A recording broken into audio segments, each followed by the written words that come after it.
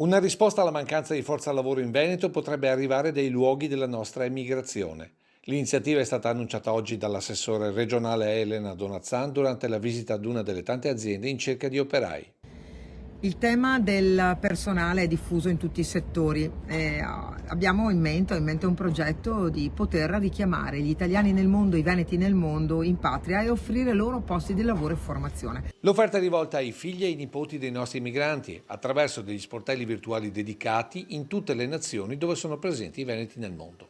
Ad occuparsene sarà la struttura regionale Veneto Lavoro, che incrocerà le competenze offerte dagli aderenti all'offerta tra i 5 milioni di oriundi veneti, con le richieste delle aziende, promuovendo anche possibili corsi di formazione e aggiornamento.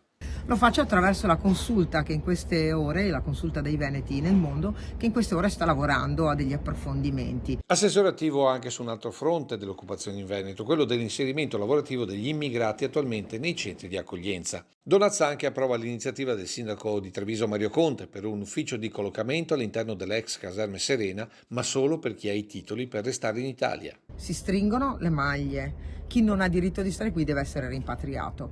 Per chi ha diritto di stare qui vediamo che bilancio di competenze, sanno fare qualche cosa nella vita, hanno fatto qualche lavoro che è spendibile anche qui.